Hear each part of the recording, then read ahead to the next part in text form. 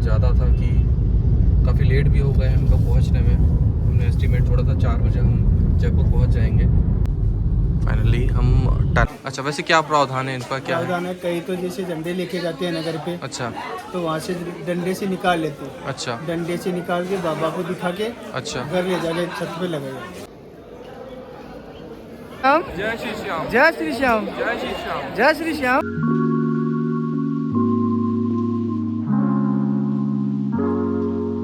Hi guys, कैसे हैं आप लोग? उम्मीद करता हूँ सभी अच्छे से होंगे। तो दोस्तों, आज मैं हूँ मथुरा की पावन नगरी श्री कृष्ण, भगवान श्री कृष्ण की पावन नगरी में, और आज मैं जा रहा हूँ खाटू श्याम जी के दर्शन करने। मैं यहाँ से अभी निकल रहा हूँ। अभी समय हो रहा है लगभग 11:30 बजे और बाहर ज़्यादा ठंड पड़ रही है। तो फिलहाल मैंने सारी तैयारियाँ कर ली हैं। तो अभी मैं यहाँ से निकलता हूँ, उसके बाद मैं जाके अपने दोस्त को पिकअप करूँगा और साथ ही साथ हम सबसे पहले जयपुर की तरफ से जाएंगे, जयपुर स्टे करेंगे और उसके बाद हम खाटू श्याम जी के दर्शन करेंगे। फिलहाल मैं नीचे आ गया हूँ, ज़्यादा ठंडा है। देखते हैं ट्रिप में क्या मज़ा आता है। गाइस, हम पहुँच चुके हैं अपनी कार तक और अब हम ये जर्नी स्टार्ट करने वाले हैं। सबसे पहले महादेव के दर्शन करेंगे हम। जय महादेव।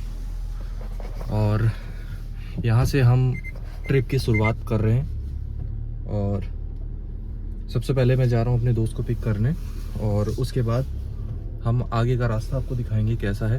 वेदर काफ़ी ठंडा है और जैसा आप देख पा रहे हैं काफ़ी कोहरा वगैरह है। यहाँ पर थोड़ी सी धूप निकल आई है। हमारा प्यारा मथुरा वृंदावन।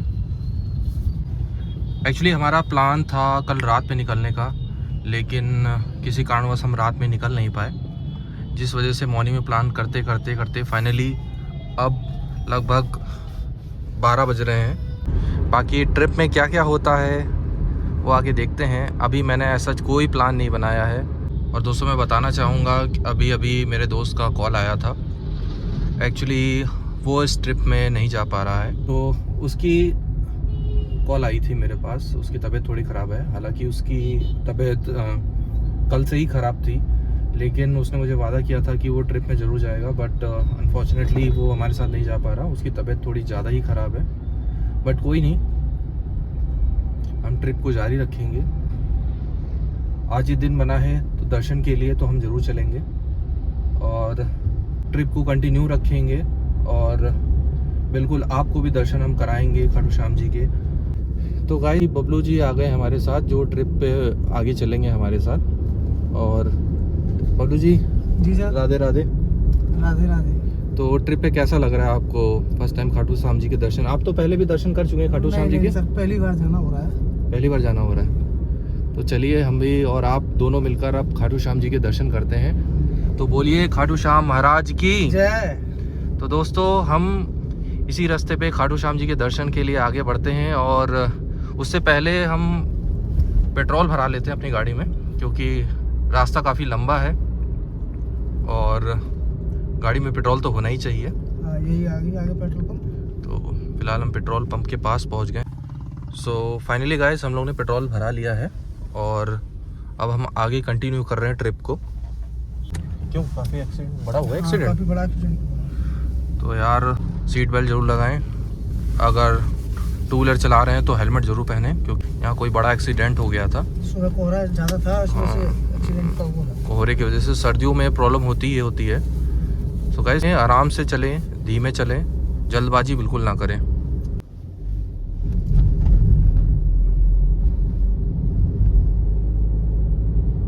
और यहाँ से जयपुर लगभग 194 किलोमीटर दूर है।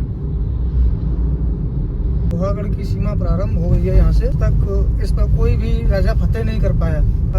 महाराजा बच्चू सिंह, महाराजा सूरजमल जी का किला है ये। अच्छा। तो जिस पर आज तक मुगल शासक भी अपना कब्जा नहीं कर पाए। ये लोहागढ़ मतलब नाम कैसे पड़ा इसका, लोहागढ़? ये लोहागढ़ नाम इसका इसलिए पड़ा है क्योंकि इसकी दीवारें जो है इतनी चौड़ी और मोटी है कि एक साथ दो गाड़ियां निकल सकती हैं दीवारों के ऊपर होके। अच्छा जी। और मुगलों ने तोड़ने की तोपों से बहुत सारी कोशिशें की, लेकिन दीवारों पर कोई खरोच तक नहीं आ पाई। अच्छा, इसलिए इसका नाम लोहागढ़ पड़ा। तो ये एक नगर निगम भरतपुर में आपका स्वागत है। वीर शिरोमणि राजा खेमकरण जी का दरबार है, स्मृति द्वार है ये। तो अब हम कहाँ पहुँच गए बबलू जी? ये अब हम भरतपुर, जैसे पुराना लोहागढ़ बोलते हैं। तो यार अभी हम जयपुर हाईवे पे पहुँचे हैं। यहाँ पर काफ़ी गर्मी हो रही है, इसलिए पानी लेने के लिए रुक गए थे। अभी पानी लेके आ रहा है वो, सो पानी पी के यहाँ से चलेंगे। अभी हम मात्र 40 किलोमीटर ही चले हैं और टाइम अभी हो रहा है 1:37। तो काफ़ी कंजेस्टेड एरिया था वहाँ का, तो फ़िलहाल वहाँ से हम निकल आए हैं और अब जयपुर मेन हाईवे पे पहुँच गए हैं। तो यहाँ से अभी निकलते हैं हम।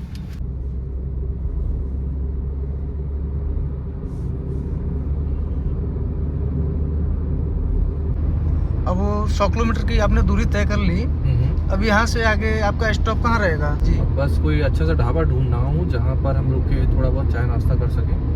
जी जी जी। तो फिर नाश्ता करने के बाद आपका next stop Jaipur? Next stop फिर जयपुर ही होगा। वहाँ पर सीधे निकल के फिर हम जयपुर ही पहुँचेंगे और देखते हैं, अगर हमें आज ही दर्शन का मौका मिला तो हम आज ही दर्शन करेंगे, अदरवाइज़ हम स्टे करेंगे और सुबह अर्ली मॉर्निंग हम खाटू श्याम जी के दर्शन करेंगे। गाइस हम लोग यहाँ पर रुके हैं, ये है कोई ढाबा है, खुशी होटल एंड रेस्टोरेंट। यहाँ हम थोड़ा सा रुक के चाय वगैरह पियेंगे और उसके बाद आगे चलेंगे।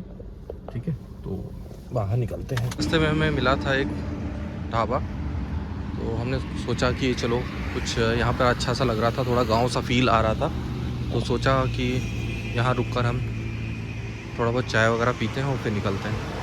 हाँ, क्या हुआ? चाय के लिए ऑर्डर कर दिया? चाय के लिए ऑर्डर कर दिया है। इनकी बहुत अच्छी चाय, क्वालिटी वाली। अच्छा, होटल एंड रेस्टोरेंट। कुल्हड़ में चाय पियेंगे यहाँ पर, है ना? कुल्हड़ वाली चाय। ठीक है। तो यार दोस्तों अभी हम लोग कुल्हड़ वाली चाय बनवा रहे हैं और कुल्हड़ की चाय यहाँ पीते हैं। 20 रुपीज़ की चाय है ये, पी के देखता हूँ टेस्ट। टेस्ट तो नॉर्मल ही है, और लोग पी के देखो चाय कैसी है।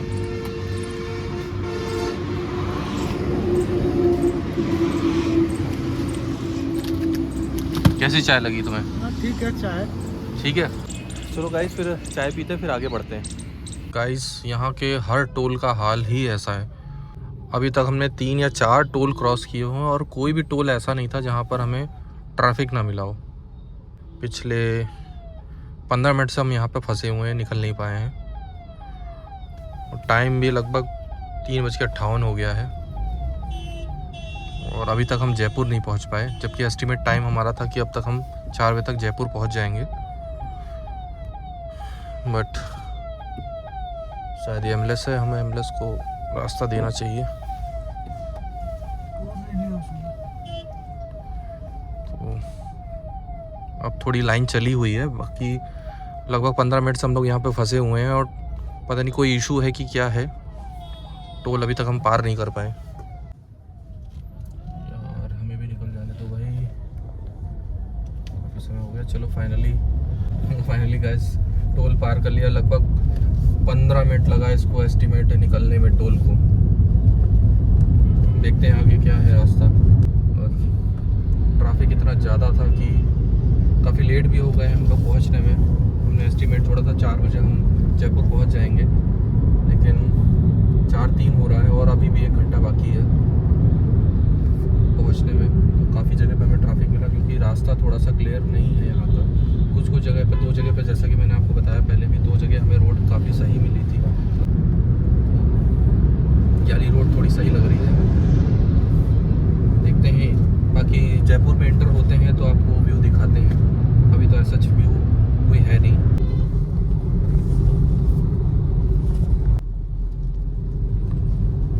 फाइनली हम टनल में एंटर कर गए। लाइट भी चली गई यहाँ की, एंटर करते ही लाइट चली गई अंदर की। कोई नहीं, ये भी व्यू अच्छा है बिना लाइट के। ये टनल लगभग 1 से 1.5 किलोमीटर लंबी है और हमारे सामने है जयपुर सिटी।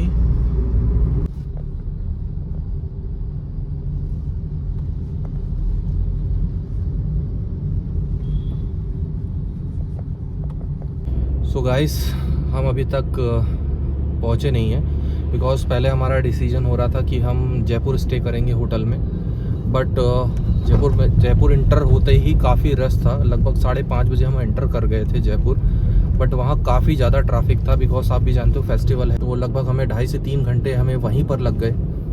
तो हमने डिसीजन लिया कि पहले हम खाटू श्याम बाबा के दर्शन ही कर लेते हैं, तब हम, क्योंकि मॉर्निंग में हमें निकलने में काफ़ी टाइम लग जाएगा। अगर मॉर्निंग में रश मिल गया तो हमें दर्शन नहीं हो पाएंगे, काफ़ी भीड़ लग जाएगी, क्योंकि कल संडे भी है, जिस वजह से ज़्यादा भीड़ होगी। तो हमने अभी डिसीजन लिया कि हम अभी दर्शन कर लेते हैं और फिर हम कल का प्लान अलग चेंज करेंगे। और लगभग 9 किलोमीटर का रास्ता बचा हुआ है, समय भी काफ़ी हो गया, थक भी गए थे हम, तो हमने सोचा कि दर्शन करेंगे तो थकावट भी दूर हो जाएगी। लगभग 7:14 हो रहे हैं अभी, तो पहले हमने सोचा कि हम दर्शन कर लें, बाद का प्लान हम इसके बाद करेंगे कि हमें करना क्या है। यहाँ पर खाटू श्याम जी को क्या क्या प्रसाद चढ़ाया जाता है? सबसे ज्यादा तो चूरमा चढ़ाया जाता है। उसके अलावा मैं देख पा रहा हूँ यहाँ पर मिश्री वगैरह चढ़ाते हैं। अच्छा, ये जो झंडे चढ़ाए जाते हैं, इनका क्या प्रावधान है? ये झंडे तो वहीं एंट्री गेट पे ले लेते हैं। अच्छा, वैसे क्या प्रावधान है इनका? क्या प्रावधान है, कई तो जैसे झंडे लेके जाते हैं नगर पे, अच्छा, तो वहाँ से डंडे से निकाल लेते हैं। अच्छा, डंडे से निकाल के बाबा को दिखा के अच्छा, घर ले जाके छत पे लगाया। छत पे लगाया जाता है। चलिए, बहुत बहुत धन्यवाद समय देने के लिए।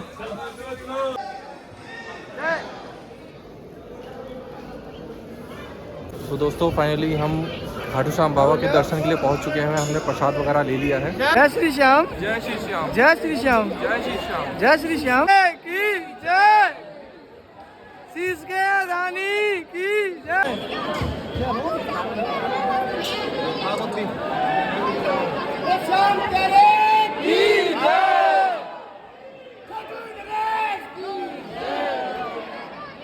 दोस्तों, खाटू श्याम जी के दर्शन फाइनली हमें हो गए और बहुत अच्छे दर्शन हुए, क्योंकि जैसा कि आपने वीडियो में देखा होगा कि ज़्यादा भीड़ नहीं थी और नाइट में हमने दर्शन किए, तो बहुत अच्छे दर्शन हुए। और ये सौभाग्य की बात है, हमें खाटू श्याम के दर्शन इतने आसानी से और इतने अच्छे तरीके से हुए। और साथ ही साथ मैं बताना चाहूँगा दोस्तों कि जैसा कि हम यहाँ पर पहुँचे हैं, तो हमें खाटू श्याम के बारे में जानकारी मिली है, और माफ़ी चाहता हूँ अगर मैंने कुछ गलत जानकारी आपको दी हो, क्योंकि जो भी जानकारी मुझे यहाँ प्राप्त हुई है वही मैं आपके साथ शेयर कर रहा हूँ। और इसके बारे में छोटी सी एक स्टोरी है खाटू श्याम जी के बारे में। जो घटोत्कच थे, उनके पुत्र थे बर्बरिक, तो उन्होंने तपस्या की थी, जिसके माध्यम से उनको 3 तीर मिले थे, जिससे कि वो पूरे संसार का विनाश कर सकते थे। तो कहानी ये है कि जब कुरुक्षेत्र में युद्ध लड़ा जा रहा था पांडवों और कौरव के बीच में, तो जो बर्बरिक थे, जो उन्होंने अपनी माता से कहा कि मैं भी उस युद्ध में भाग लेने जा रहा हूँ, और जो सेना हारने वाली होगी मैं उसमें भाग लूँगा और उसकी मदद करूँगा। तो जैसा कि आप जानते हैं, हमारे जो श्री कृष्ण है, भगवान सर्वोपरि, वो सब कुछ जानते हैं। तो उनको इस बारे में जब पता चलता है, तो वो रास्ते में निर्णय लेते हैं कि इन्हें रोकना पड़ेगा, वरना पांडवों की हार निश्चित है। तो वो जंगल में जाते हैं जहाँ पर बर्बरिक आ रहे होते हैं, तो वो उन्हें रोकते हैं। वहाँ पर एक ब्राह्मण का रूप लेते हैं और उनसे पूछते हैं कि आप कहाँ जा रहे हो। तो बर्बरिक बताता है कि जो यहाँ पर युद्ध हो रहा है कुरुक्षेत्र में पांडव कौरव के बीच में, मैं उस युद्ध में भाग लेने जा रहा हूँ, और जो सेना हार रही होगी मैं उसकी सहायता करूँगा जाके।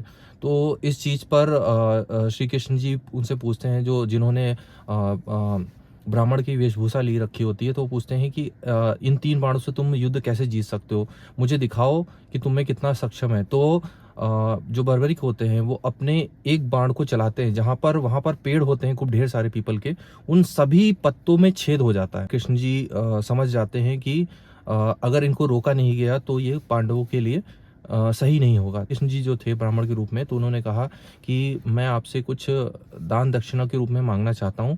तो बर्बरिक बोलते हैं, जी बताइए, मैं आपके लिए जो भी है वो यहाँ पर मैं उपस्थित कर दूंगा। तो वो बोलते हैं कि मुझे आपका शीश चाहिए। तो बर्बरिक जान जाते हैं क्योंकि कोई ये साधारण ब्राह्मण नहीं है। तो वो उनसे कहते हैं कि आप अपने साक्षात रूप में आए। तभी श्री कृष्ण जी अपने साक्षात रूप देते हैं। तब बर्बरिक जी उनको प्रणाम कहते हैं, और मैं धन्य हूँ कि आपके मुझे दर्शन हुए, और मैं बस इतनी मेरी विनती है कि मैं जो ये युद्ध हो रहा है उसे देखना चाहता हूँ। उसके बाद मैं अपना जो ये धड़ है या शीश जो है वो आपको अर्पित कर दूंगा। तो श्री कृष्ण जी ने कहा, उनको इस चीज़ का वरदान भी दिया, इसीलिए उन्होंने अपने नाम के साथ उनका नाम जोड़ा, क्योंकि आप भी जानते हैं जो श्री कृष्ण जी का नाम है श्याम, तो वही नाम उनको दिया गया और उन्हें बोला गया कि कलयुग में जब भी आपका कोई दर्शन करने आएगा, जो भी आप हारा हुआ व्यक्ति आएगा आपके पास, आपके दर्शन करेगा, तो उसे सारी महत्वाकांक्षा उसकी पूरी होगी। तो जिस वजह से उनका नाम खाटू श्याम पड़ा। तो ये कुछ कहानी थी। माफ़ी चाहता हूँ अगर इसमें कोई गलती हुई हो, क्योंकि ये कहानी मैंने सुनी है, मैंने भी, तो मैं भी चाहता हूँ कि आप लोग, जैसा कि हमारी संस्कृति है, हम उसको फॉलो करें और आप भी ऐसे जगहों पर जाएं, दर्शन करें, अपने बच्चों को भी साथ में ले जाएं, ताकि वहाँ से ये इस प्रकार की जानकारी उन्हें प्राप्त हो। और अब काफ़ी रात हो गई है, तो अब हम होटल लेंगे और होटल में स्टे करेंगे और फिर कल देखते हैं क्या करना है। दोस्तों अब हम पहुंच गए हैं जयपुर, स्टे करने वाले हैं। हमने होटल ढूंढ लिया है, होटल है जयपुर होम स्टे। सो रात के भी बज रहे हैं 10:46। दिखा भी दे रहा हूँ मैं आपको।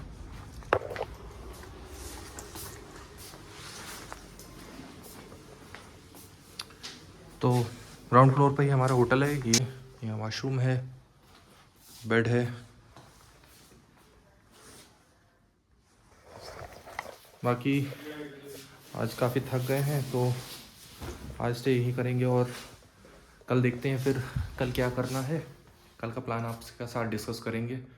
तो तब तक के लिए गुड नाइट, और आप सभी लोग अपना ख्याल रखिएगा और कल मिलते हैं आपसे।